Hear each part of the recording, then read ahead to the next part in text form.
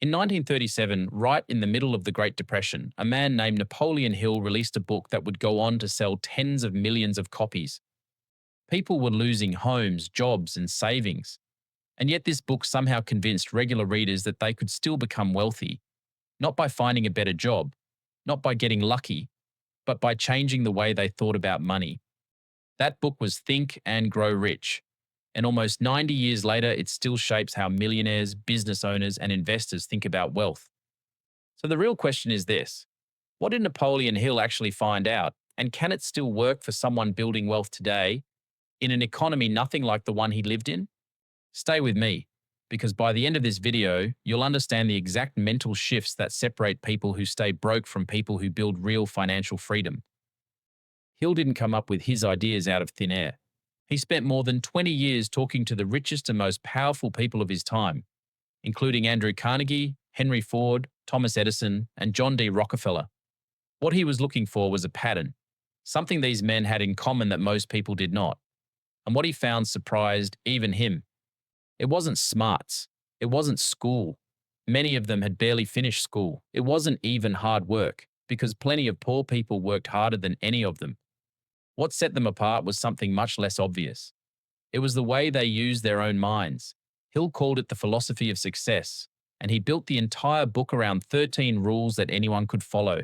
Let's walk through the ones that matter most for your money life. The first rule is desire, and Hill was very clear about this. He didn't mean wishing, he didn't mean hoping. He meant a strong, deep, non-stop want for a specific amount of money, tied to a specific plan, by a specific date. Most people say they want to be rich. But if you ask them how much, by when, and in exchange for what work or value, they go silent. That fuzzy thinking is exactly why they stay stuck. Money follows clear goals. When you decide that you want, for example, an extra $3,000 a month in passive income by the end of 2027, and you know exactly what skill or asset will make it happen, your brain starts to see the world in a new way. Hill even told readers to write down their exact number, read it out loud every morning and every night, and picture themselves already holding that money. That habit sounds strange until you try it for 30 days and notice how your choices about spending, earning, and saving start to shift. The second rule is faith, and this is where a lot of modern readers get uneasy. Hill isn't talking about religion. He's talking about the deep inner belief that what you're working toward is truly possible for someone like you. Because here's the truth. If some part of you secretly thinks wealth is only for other people, smarter people, luckier people, people born into it, then every move you make will be blocked from the inside.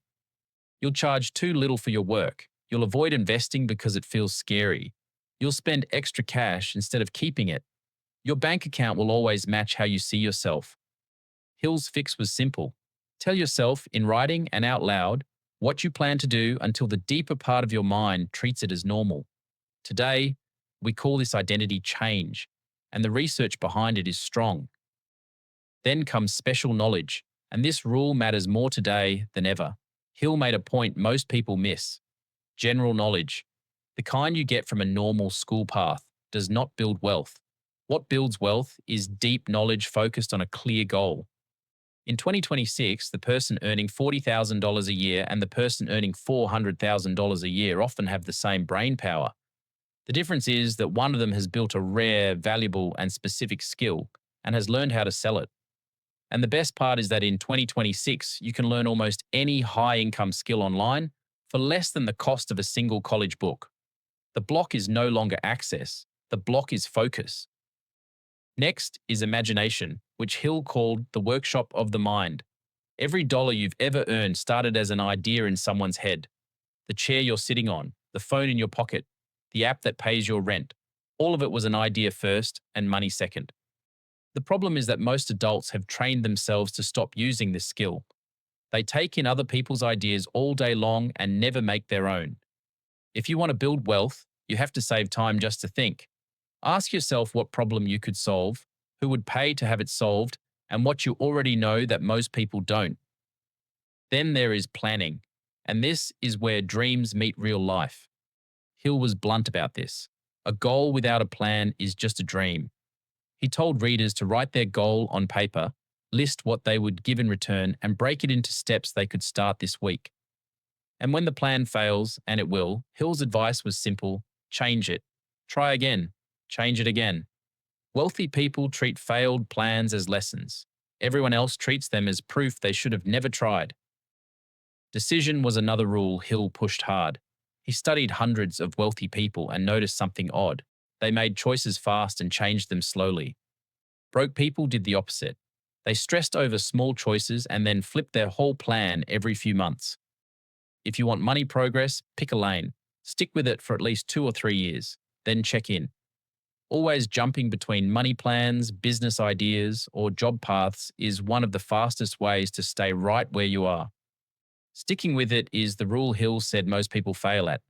Not because they can't push through, but because they never train themselves to. He said wealth often shows up just after the point where most people give up. The side business that finally works in month 14. The investment that grows big after year 7. The skill that starts paying after 1,000 hours of practice. Staying in the game is the price. Most people refuse to pay it, and that's exactly why the reward is there for the ones who do. And there's a hidden gift inside the wait. The people who keep going long enough build something no beginner can copy, and that's real trust in themselves. Once you've kept a promise to yourself for a full year, money stops feeling like something you have to chase. It starts feeling like a result of who you've already become. The last rule worth focusing on is the mastermind. Hill believed that no one builds real wealth alone. He said that when 2 or more minds work together on the same clear goal, a third unseen mind shows up, sharper than either person on their own. In plain terms, this means the people around you shape your income more than your effort does. If everyone in your circle is broke, scared of money, and unsure about anyone who has it, your limit is already set. Find people who are 1 or 2 steps ahead of you, learn from them, trade value with them. Your net worth will rise to match your circle. Now, is Think and Grow Rich perfect? No. Some of Hill's stories have been called into question by historians, and parts of the book feel old. But strip away the old language, and what's left is a plan that shows up in almost every modern book on success, from Atomic Habits to The Psychology of Money.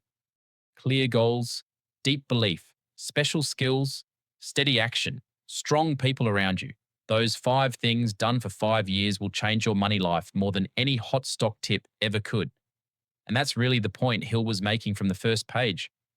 Wealth is not something you chase from the outside. It's something you build from the inside first. One thought, one choice, one small step at a time, until the numbers in your bank account finally catch up with the person you've already become in your head. If this helped you think about money in a new way, do me a favor and hit the like button, subscribe to the channel, and turn on notifications so you don't miss the next one. I'll see you there.